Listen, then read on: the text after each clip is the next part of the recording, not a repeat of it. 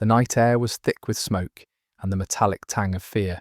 In the shadowed valleys of Wallachia, the land trembled under the name, whispered in terror by both peasants and soldiers alike, Vlad the Impaler.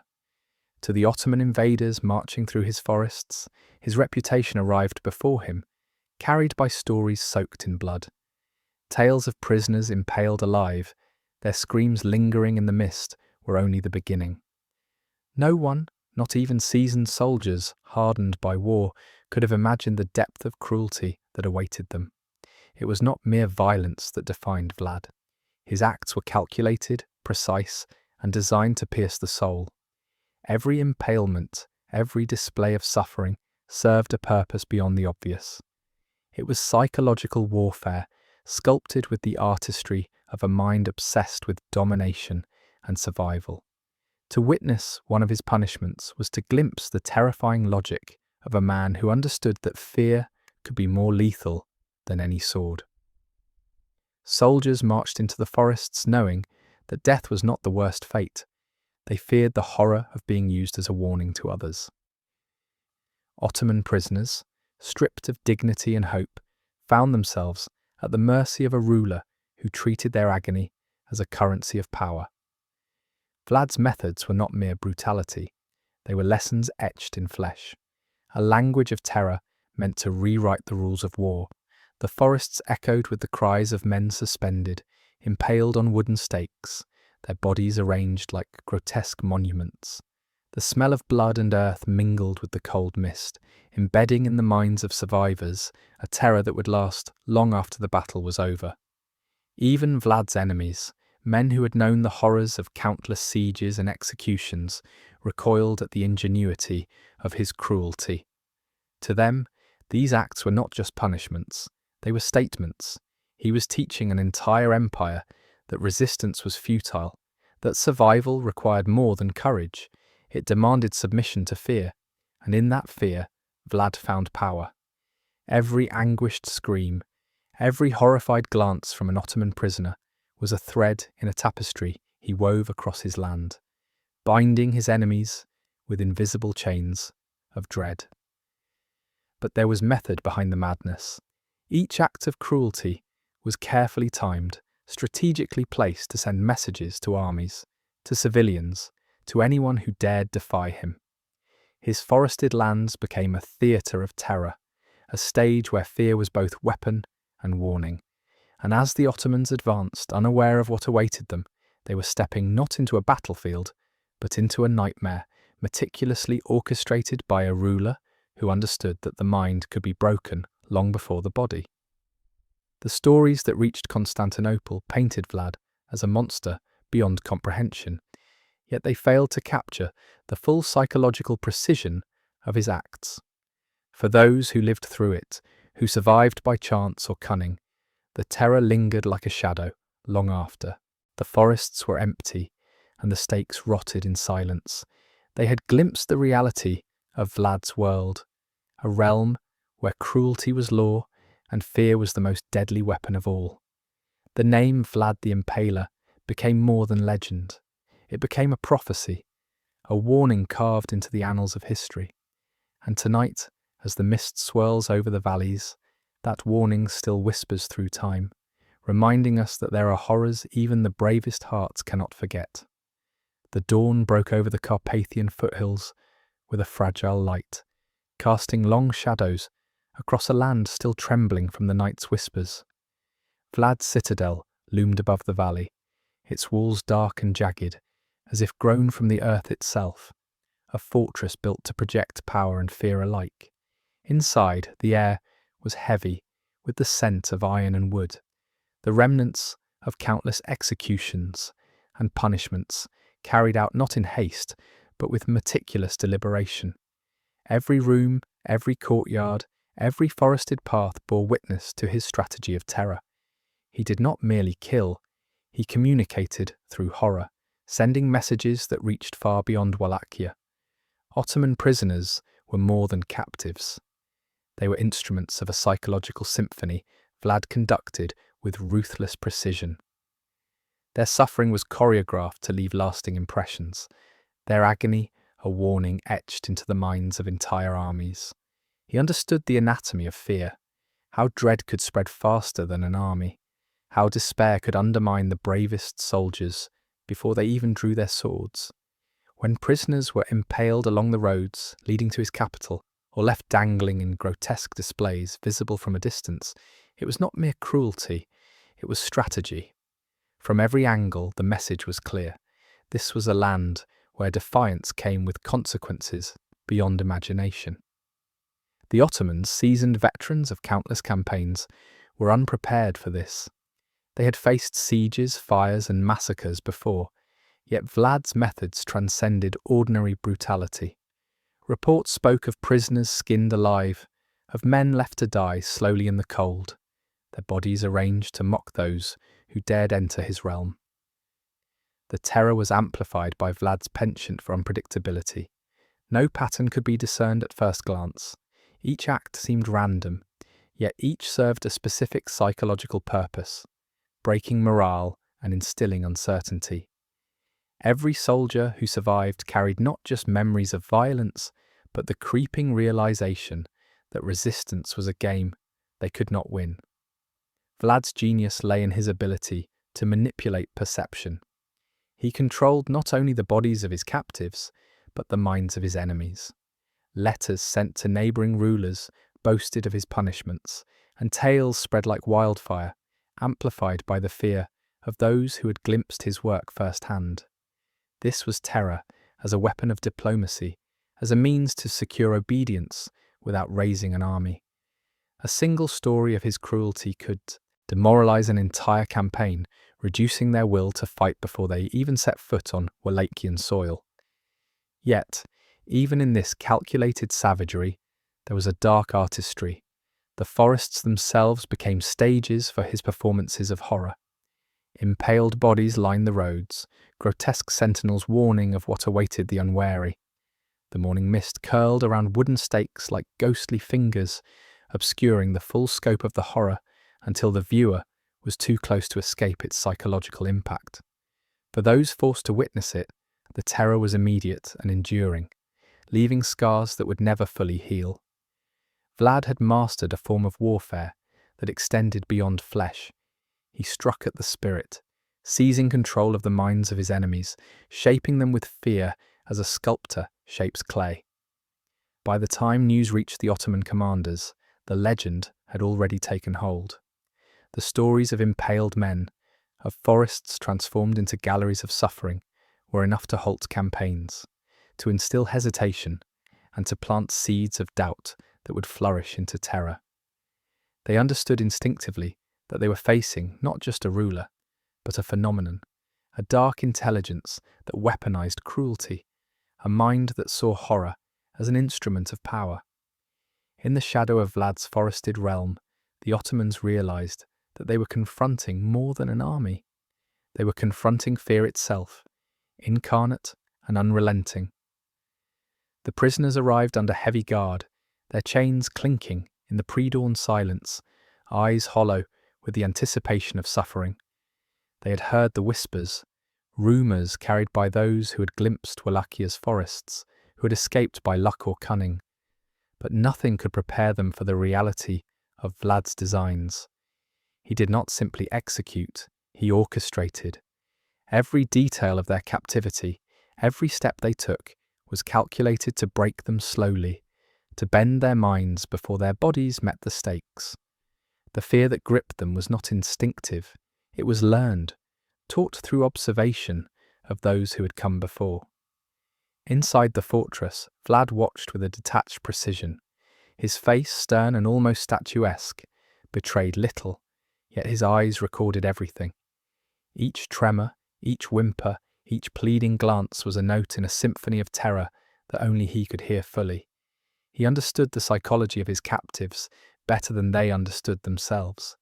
Panic, despair, and hopelessness were his allies. By allowing them to witness the fates of others, by spacing out punishments and displaying victims along the forest paths, he ensured that the dread would fester and multiply. Each prisoner became an unwitting participant in the theatre of fear, reinforcing the horror for those who came after. The Ottoman soldiers who arrived expecting a simple conquest found themselves stepping into a living nightmare. Stakes lined the roads like macabre sentinels, each one topped with a human body, a grotesque monument to resistance crushed. Vlad's cruelty was deliberate, precise and theatrical, designed to strike fear into hearts at a distance as well as up close. The screams of those impaled echoed through the valleys, bouncing off the hills and carrying a message that reached beyond immediate witnesses. News of the carnage travelled faster than the armies themselves, seeding panic and uncertainty among even the most seasoned warriors. Vlad's methods extended beyond impalement. Prisoners were subjected to humiliation, deprivation, and slow torment. Some were forced to witness the execution of others, their eyes meeting the agony of fellow captives, an intimate form of psychological torture. Hunger, cold, and exhaustion were tools in his arsenal, breaking the mind gradually until compliance became inevitable. His cruelty was not chaos. It was a disciplined instrument, wielded with the precision of a general and the intuition of a predator. Even Vlad's enemies, hardened by years of warfare and seasoned by countless sieges, were shocked. Letters from Ottoman commanders described a horror beyond comprehension, a cruelty that seemed to transcend humanity itself. Yet for Vlad, this was not merely spectacle or revenge, it was strategy, a demonstration of power designed to shape behaviour and command obedience. The forests of Wallachia became more than battlegrounds. They were laboratories for psychological experimentation, where terror was applied systematically, and survival depended not on strength alone, but on understanding the rules of fear he had imposed. By the time the prisoners' ordeal was complete, they were shadows of men, broken in body and spirit. Their survival was not mercy, it was a calculated decision, a tool to extend the legend of Vlad the Impaler. For those who escaped, their testimony carried the weight of warning, a tale so horrifying that even enemies whispered it with reverence and dread. Vlad had transformed punishment into myth, and myth into an instrument of dominion. Night fell like a velvet shroud over the Wallachian forests, and with it came the chilling silence that preceded Vlad's next demonstration of power. The Ottomans had begun to understand that surviving the battlefield did not guarantee safety. The true danger lay in his forests, where shadows moved like whispers of doom, and every path seemed alive with unseen eyes. Vlad's tactics were as much about control as they were about punishment, and the prisoners were pawns in a larger, terrifying strategy designed to dominate both mind and spirit. He selected his victims with deliberate care, choosing those whose suffering would resonate farthest. Officers, soldiers, and even messengers became part of an intricate system of terror. They were paraded, exposed, and arranged so that their fates could be seen from a distance, a grotesque exhibition meant to instill despair in anyone who might follow. The forest roads became galleries of human suffering, each display a silent sermon on obedience and the consequences of defiance. For Vlad, cruelty was a language, and he spoke it fluently, ensuring that his message reached every corner of his domain and beyond. Impaled men swayed in the night breeze, their forms twisted into shapes that were almost ritualistic, a cruel choreography meant to disturb, horrify, and educate simultaneously. The Ottomans who witnessed these scenes were confronted with the horrifying reality of Vlad's mind. A ruler who understood that fear could be engineered, shaped, and amplified to a point where it became more potent than any army. The screams, the silence, the stench of blood and decay, they were all components of a meticulously crafted psychological assault. Each display reinforced the inevitability of defeat, the futility of resistance, and the omnipresence of Vlad's gaze. Yet beyond the spectacle, there was a deeper, darker intelligence at work. Vlad's methods were calculated to exploit the weaknesses of his enemies. By interweaving terror with glimpses of mercy, by allowing some to live after witnessing the deaths of others, he created a spectrum of psychological manipulation that left survivors haunted, uncertain, and obedient. Fear became not just a reaction but a tool, a lever he could pull to bend reality to his will. Even seasoned warriors were not immune. They carried the memory of what they had seen, their courage eroded by the invisible weight of dread. The Ottoman envoys who reported back to Constantinople spoke of Vlad not as a mere man, but as a force of nature, a predator whose intelligence and cruelty were inseparable. They wrote of roads lined with impaled bodies, of forests echoing with the sounds of terror, and of prisoners whose suffering seemed to mock the limits of human endurance. These reports, half disbelief, half horror, circulated across the empire, ensuring that Vlad's reputation reached far beyond the borders of Wallachia. His enemies feared him, respected him, and most importantly, underestimated him at their own peril. By mastering terror as both weapon and message, Vlad transformed ordinary executions into a psychological strategy of unparalleled sophistication. The forests, the stakes, the cries, they were not chaos, they were Vlad's design, a dark symphony conducted with precision. And in the shadows of Wallachia, his prisoners became instruments of an unholy orchestra, teaching all who dared oppose him the devastating lesson that defiance in his lands came with consequences beyond imagination. The morning after a night of horror, the landscape of Wallachia bore silent witness to the aftermath of Vlad's calculated cruelty. Stakes pierced the earth along the forest roads, each one topped with a human figure, frozen in agony, their bodies grotesque monuments to obedience enforced through terror. Birds circled above, indifferent, while the wind whispered through the trees, carrying the metallic scent of blood and the invisible weight of fear. For those who traversed these paths, the sight was both a warning and a lesson written in flesh, impossible to ignore. Vlad's prisoners were subjected not only to physical torment, but to an intricate psychological web. He understood that the mind was as fragile as the body, and that suffering could be weaponized far beyond immediate pain. Some captives were forced to witness the executions of others, their senses assaulted by the cries, the smells, the grotesque contortions of human flesh. Hunger, thirst, and exhaustion were not random hardships. They were deliberate instruments to erode resistance, to cultivate submission through despair. Each man became a testament, a living embodiment of the consequences of defiance in Vlad's realm. The Ottomans, trained to endure sieges and battlefield carnage, found themselves unprepared for this methodical terror.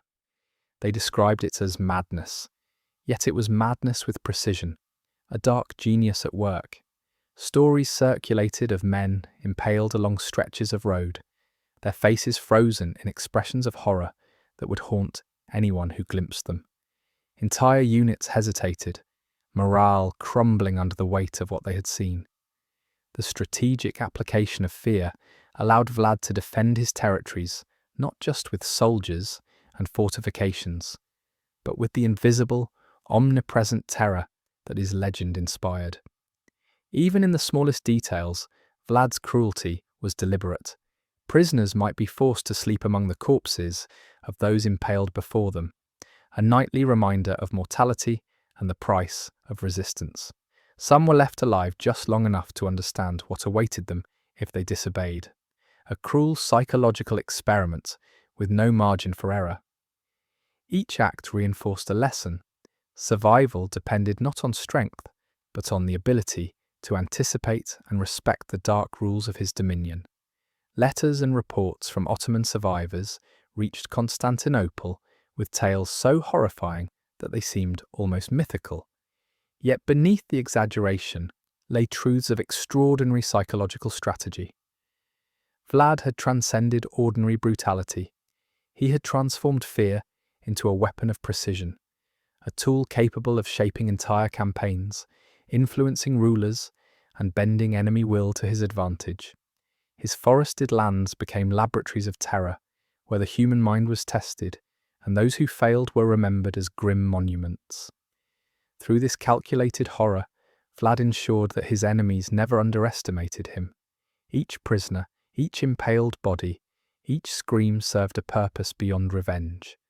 They were warnings, lessons, and instruments of control, proving that the most potent weapon in Wallachia was not the sword, but the mastery of fear itself. In this dark, mist-shrouded land, Vlad the Impaler had turned cruelty into strategy, horror into dominion, and terror into immortality. By mid-morning, the valley seemed almost surreal, a landscape transformed by Vlad's relentless orchestration of terror. Stakes jutted from the earth like twisted sculptures, each one a grim testament to defiance punished beyond imagination. The prisoners, their bodies gaunt and spirits frayed, moved under the shadow of this macabre gallery. Each step carried them deeper into the theatre of horror, where the line between life and death blurred into a constant, suffocating tension. Every glance at an impaled comrade reinforced a lesson Vlad had perfected over years. Fear is a weapon sharper than the finest blade. Vlad observed from his citadel the weight of command in every measured decision. He was not a man who relished chaos. His cruelty was methodical, almost surgical. He understood the intricate interplay between suffering and compliance, between horror and submission. By engineering the conditions of captivity and orchestrating the visual and emotional impact of executions, he created an environment where the mind could be broken long before the body yielded. In his eyes, the Ottoman sphere was proof of his effectiveness, a psychological victory achieved without a single sword striking an enemy soldier. Every impalement served multiple purposes.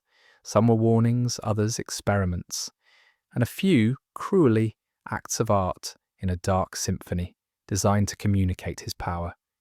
He understood that stories of these punishments would travel faster than armies, reaching villages and fortresses alike, eroding morale and ensuring that his enemies approached his lands with trepidation. The forests themselves became instruments of fear, every shadow a potential witness, every road a corridor of dread. Survival depended not on courage alone, but on the capacity to navigate the labyrinth of terror he had constructed. The prisoner's mental torment was compounded by isolation and unpredictability. No one knew which act of cruelty would come next, which fate awaited them. Sleep was interrupted by the distant sounds of suffering, and even the night offered no solace. Vlad's genius lay in his ability to maintain uncertainty, keeping the mind in a constant state of tension. This was psychological warfare at its most refined, a strategy that targeted the core of human resilience. Fear became a tool of instruction, an invisible force shaping behavior with more precision than any physical restraint could achieve. Reports reaching Constantinople painted a portrait of a ruler who transcended ordinary cruelty. Ottoman commanders spoke of forests lined with impaled men, of prisoners forced into unspeakable acts of torment, and of a fear that spread like wildfire, decimating morale before a battle had even begun. Vlad's enemies recognized, often too late, that he had transformed the very concept of punishment into a psychological weapon. Through methodical, terrifying precision, he had asserted dominion not only over his captives, but over the minds of all who dared enter his realm. In this dark theatre, survival was more than a matter of strength. It was a matter of comprehension. Vlad the Impaler had engineered an environment where terror ruled and where every living soul became a participant in his brutal symphony. The forests echoed with the lessons he had inscribed in flesh and fear, a legacy that would haunt even the most seasoned warriors for generations to come. As the sun climbed higher, the full extent of Vlad's orchestration became impossible to ignore. The roads and forests of Wallachia were no longer mere landscapes. They were stages, meticulously arranged to project his power and instill dread. Impaled prisoners lined the main thoroughfares, their twisted bodies illuminated by shafts of sunlight piercing the mist, casting shadows that danced like spectres of warning. For any Ottoman soldier who dared step into this domain, the lesson was immediate. Defiance was not merely dangerous, it was incomprehensibly costly. Vlad's cruelty was never random. Each act was selected for its psychological impact, chosen to maximize fear and uncertainty. Officers who had observed his punishments reported that the arrangements were almost ritualistic, designed to communicate a message without uttering a single word. Faces frozen in terror, bodies displayed in positions that forced observers to confront their mortality. Every element was intended to manipulate perception. Vlad understood that the human mind could be shattered just as decisively as the body, and he wielded that knowledge with the precision of a master strategist. Survival for the prisoners became a game of observation and adaptation. Those who lived were forced to witness the deaths of others, to internalize the consequences of rebellion, and to navigate a landscape where every step could lead to torment. Hunger, exhaustion, and exposure were tools as effective as the impalement itself, eroding both body and spirit. Vlad's genius lay in his ability to combine these elements into a comprehensive system of control, where fear became both instrument and outcome. No soldier left Wallachia unscarred in mind, even if they escaped with life intact. The Ottomans, though trained in the brutalities of war, were unprepared for this level of psychological manipulation. Their reports speak not only of shock at the carnage, but of awe at the calculated precision behind it. It was one thing to endure battle, it was another to confront a ruler who transformed suffering into strategy, who anticipated their reactions and engineered terror to ensure compliance before conflict even began. Vlad's forests, stakes, and impaled prisoners became a language, a dialect of dominance that communicated his supremacy more effectively than armies or fortresses ever could. Even those who had once doubted the tales found themselves unable to refute them. Survivors' testimonies, filled with horror and disbelief, spread across the empire, amplifying Vlad's reputation. He had constructed a system of terror that operated on multiple levels: physical, psychological, and symbolic. Every impaled body, every anguished cry, every shadowed forest path contributed to a narrative that reached far beyond Wallachia's borders, ensuring that his enemies approached with caution, reverence, and an underlying, gnawing fear. In this carefully orchestrated nightmare, Vlad the Impaler had transcended the role of mere ruler or military commander. He had become an embodiment of terror itself, a figure whose actions blurred the line between history and legend. Each prisoner, each display of agony, reinforced the inescapable lesson. In Wallachia, fear was the ultimate instrument of power, and no mind, however seasoned, could remain untouched by it.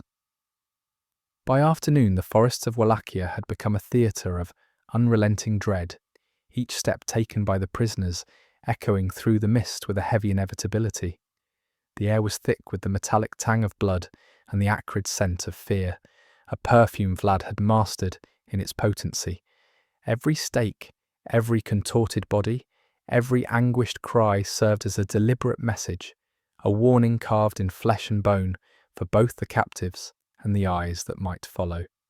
For Vlad, cruelty was not merely punishment, it was communication, a language only fully understood by those brave or foolish enough to witness it. Vlad's intelligence was evident in the timing and selection of his acts. He understood the delicate balance between horror and comprehension, between despair and obedience. Some prisoners were allowed brief respite, only to witness the torment of others, ensuring that their own minds became instruments of fear. Hunger, exhaustion, and exposure compounded their terror, creating a psychological crucible where human resilience was tested and often broken. The Ottomans who saw this understood that survival was no longer determined solely by skill or strength, but by the ability to navigate an environment designed to erode the spirit before the body yielded. The impalements themselves were more than displays of physical suffering. They were statements of dominance, grotesque sculptures arranged to maximize visibility and impact. Soldiers marching through the forests were confronted with these scenes repeatedly, their initial shock giving way to an oppressive, lingering anxiety. Vlad had mastered the art of anticipation, predicting how observers would react and manipulating that response to reinforce submission and obedience. Each act of cruelty extended beyond the immediate victim, rippling outwards to affect entire battalions and eventually the Ottoman command itself. Even seasoned commanders, veterans of countless campaigns, were forced to confront a reality they could scarcely comprehend. Reports sent to Constantinople described forests transformed into galleries of horror, roads lined with impaled men, and prisoners subjected to tortures, both physical and psychological. These accounts, though occasionally exaggerated, underscored the terrifying genius of Vlad's approach. A ruler who understood that fear, wielded methodically, could achieve victories that swords and siege engines alone could not. In orchestrating such terror, Vlad ensured that his legend preceded him. Stories of his cruelty travelled faster than armies, embedding themselves in the collective consciousness of enemies and allies alike. To resist him was not simply to face death, it was to confront a meticulously designed nightmare, one in which every action, every display, every scream was an extension of his will. The forests of Wallachia became a canvas, and Vlad, both artist and tyrant, painted upon it with the darkest shades of human experience. By the day's end, even those who survived the immediate horrors carried away marks that would not fade, memories of terror, of helplessness, of witnessing acts so extreme that they challenged the limits of human understanding. Vlad had transformed punishment into psychological mastery, horror into strategic dominance, and fear into an enduring legacy that would haunt his enemies for generations. Night fell once again, and the forests of Wallachia seemed to breathe with a dark, sentient presence. Shadows stretched across the impaled bodies that lined the roads, their grotesque forms illuminated by the pale light of the moon. The cries of the surviving prisoners had long since faded into whispers, yet the horror remained palpable, etched into every tree, every rock, every damp patch of earth. Vlad's work was not complete with the act of impalement. It extended into the lingering terror, the psychological scars that would endure far beyond the forests themselves. Vlad understood that fear could be immortal. By leaving survivors alive to carry tales of his methods, he ensured that the legend of his cruelty would spread like wildfire.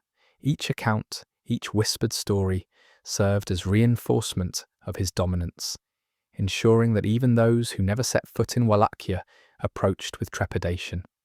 His cruelty was a form of communication, a language written in pain, blood, and silence, a dialect his enemies could neither ignore nor escape.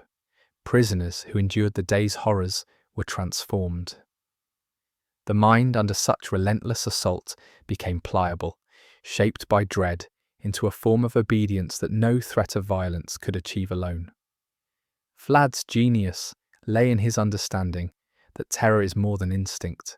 It can be cultivated, refined, and weaponized with precision. Hunger, exhaustion, exposure, and the constant visibility of suffering combined into a symphony of psychological control. Each act reinforced the next, creating a cumulative effect that crushed spirit long before the body succumbed. Even the most hardened Ottoman soldiers recognized the method in his madness. Reports described a ruler who used fear with surgical precision, who anticipated the reactions of those he sought to dominate, and who orchestrated horror to extend influence far beyond his immediate reach. Forests lined with impaled prisoners were not only deterrents, they were instruments of strategic communication. teaching obedience to armies, civilians, and rival powers alike. Vlad had transformed cruelty into a tool of governance and horror into a language of power that transcended borders. By the time word reached Constantinople, Vlad had already achieved what many rulers could not: control without direct confrontation, dominance without the immediate use of armies. His reputation alone instilled hesitation, uncertainty, and awe. The Ottoman commanders, seasoned by decades of war, approached Wallachia with fear etched into their strategy. And even for those who had survived his forests, the memory of his cruelty was an unshakable force, a reminder that in Wallachia, defiance carried consequences that exceeded the limits of imagination.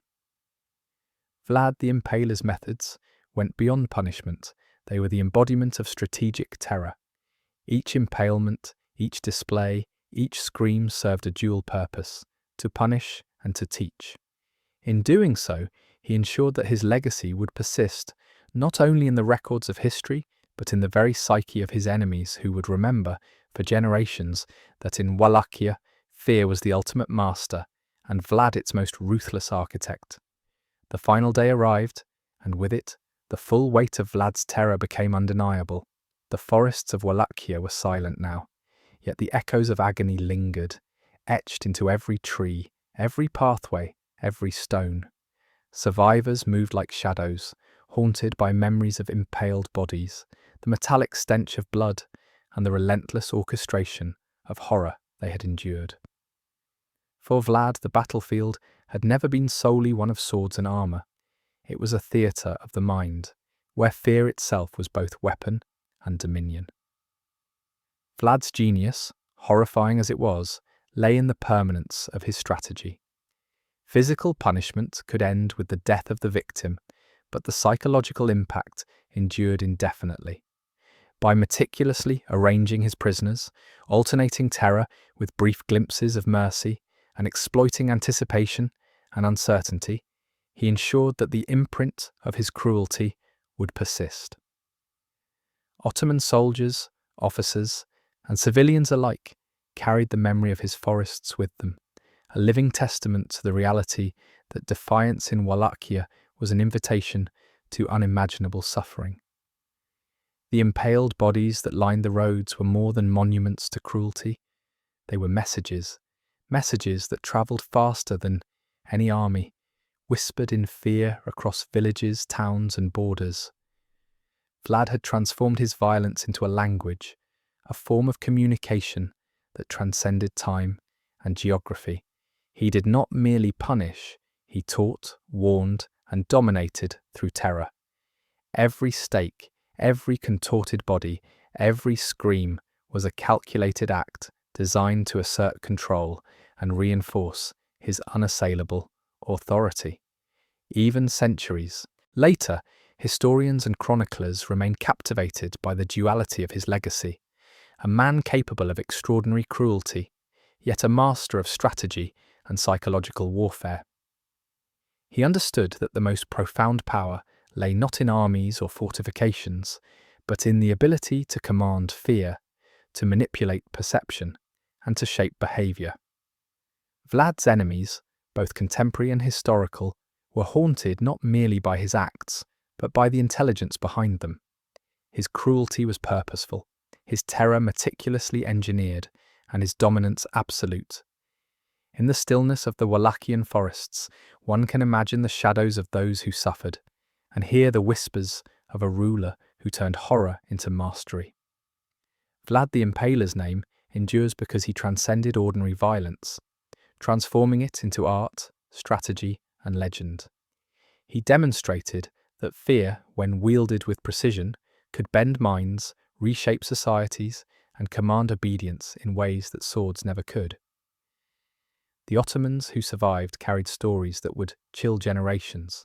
Those who opposed him learned that resistance was not simply perilous, it was unimaginable.